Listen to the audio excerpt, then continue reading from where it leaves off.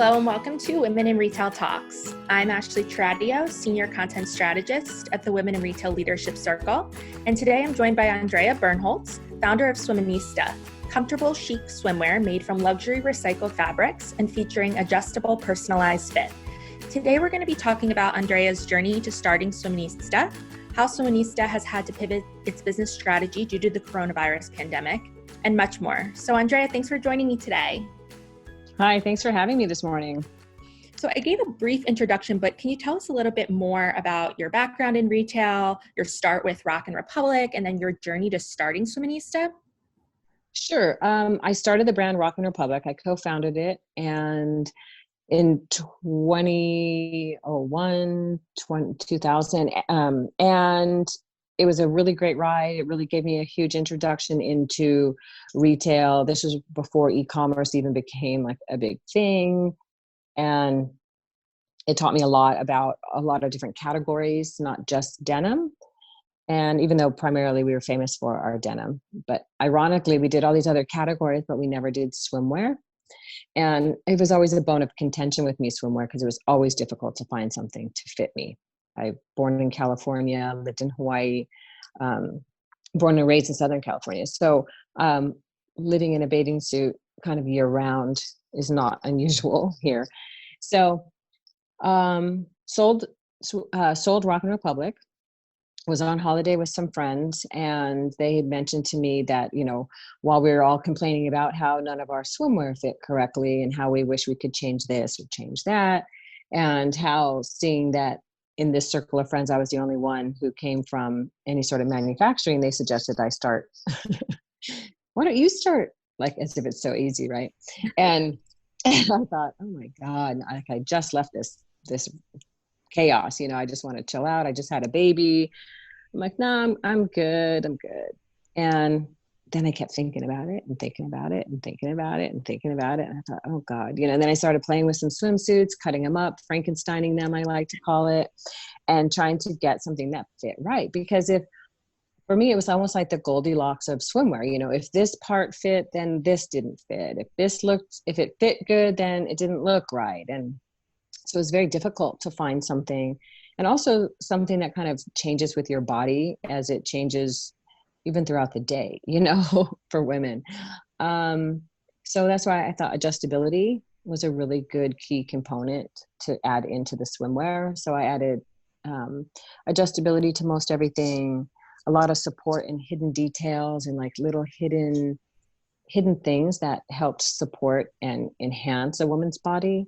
And also in the pursuit of finding a really fabulous eco-friendly product that came from recycled bottles. So we use an Italian fabric that it's so soft and so luxurious and so rich, and it's all made from recycled plastic bottles. It's incredible.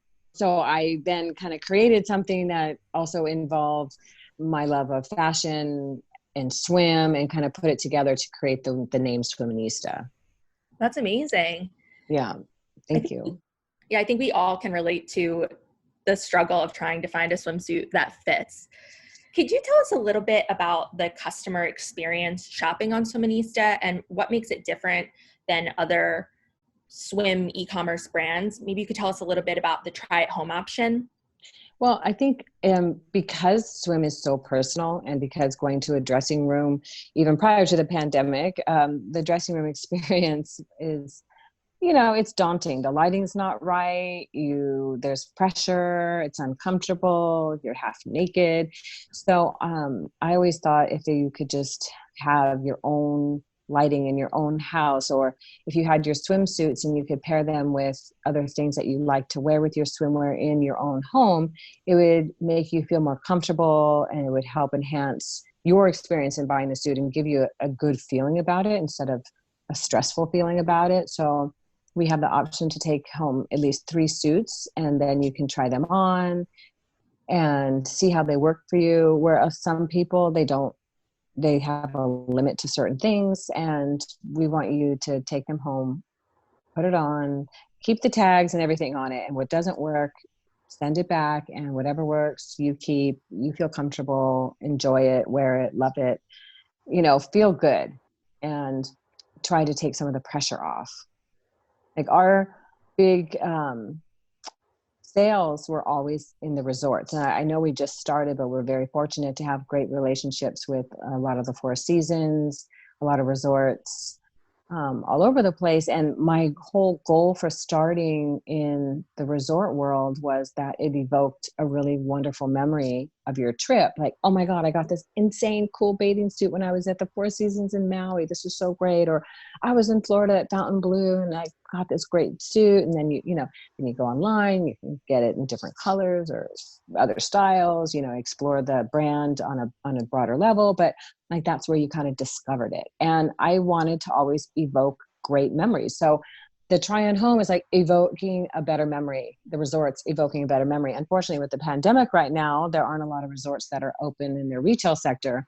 So we're really focusing now on our online business and working with real women who've come to us to say, hey, listen, I want to be an ambassador. Or, hey, I really love the fact that you guys are eco-friendly. That's totally my mission too. Or, I have issues in the dressing room or freaking out, or I've lost weight or I've gained weight, or your adjustability works really great. And really hearing some of these women as ambassadors and pairing up with them for a really organic collaboration instead of just kind of a paid to play type of a thing. Yeah. So you mentioned that Swiminista is an eco-conscious brand. Can you tell us a little bit more about the sustainability aspect of it? Yes. Well, I was raised very eco-conscious. Like I was raised recycling when in an era that recycling was not even a thing. Like I thought we were poor growing up. I was like, why are we collecting cans and bottles, and newspapers? But I was raised like that. I was raised not to drink out of straws, because of the turtles. I mean, like 20 years ago, my mom was like way ahead of the game. But when I was a kid, it was a little embarrassing, but it always resonated with me. And being eco-friendly, especially if I'm doing swimwear that involves the ocean and everything, it was important to find a product that was, either compostable or recyclable or something. So what I've done is, I've taken it all the way to the max, where even, the plastic or what you think is plastic in the inside of a bathing suit that is kind of protects it and keeps it clean. It's like the little sanitary bottom when you try a bathing suit on. Well, ours is compostable. Our boxes are all compostable. Everything is recyclable or compostable. Down to, like I said, the packaging, which it costs a lot more to do, but it's truly our mission. And the fabrics that we use it's really incredible, because when I started to develop this and just look into this about 4 years ago, and it was like, okay, here you can buy yarn that's recyclable, and now there's fabrics. So like within such a short period of time, the world has really woken up and said, like, we need to do this. So I've got caftans coming out, I've got scarves coming out, and they feel so luxurious. They're very expensive because it's more money to produce these things, but in the long run, it's at least it's lessening our carbon footprint. It's helping our oceans a little bit. Anything that we can do to help is a great thing. And so the process of this is they take plastic bottles and they break them down into the fibers, and then the fibers are woven into the yarns, and the yarns are made to create the fabrics. Very interesting. So let's pivot a little bit. Did Swiminista have to pivot any business strategies or operations due to the coronavirus pandemic? How was it getting your brand off the ground around this time? Well, definitely challenging. And if I had to do it over, I would not necessarily want to really launch a new brand at this time, but this is where we're at. So, and this is where the world is at. So we need to make it work. So, like I was saying, as far as really partnering with people on a online basis, and that's really our focus, where it was kind of an ancillary sales revenue stream, now is more of a focus. Because, when you have swimwear, because it is so, it's, you feel so exposed, right? You feel like you're basically going out naked. So when you're outside, you want to feel very comfortable and very secure. So during the pandemic, what we decided to do was really focus really strong on our website And we took it down for about 2 months, reconfigured it, gave it a new fresh look, and we implemented a size guide for you. So any of the styles that you go to on our website, you can push in like, what do you wear in your jeans? What do you wear on your dress size? What's your bra size? To help you get a really great fit, to help the shopping experience go smoother. So we really tried to focus what our fit, as if we were going to be like a personal concierge for you for fit. And we're always available to answer questions online about how things fit or support, but we try to be very detail oriented in all the descriptions about the certain styles so that you can shop smarter. Not just like, oh, hey, here's this cute top, it's in butterfly prints, or whatever. We try to be more specific and help the customer get exactly what they need. So being a leader in 2020 is really tough. Can you talk about any strategies you've used to lead your team and to keep them motivated throughout this time, and maybe even keeping yourself motivated? Yes, well, definitely motivation is at the very beginning of the pandemic. I definitely, like everyone else, I had this spinning moment of like, what am I doing? Yeah.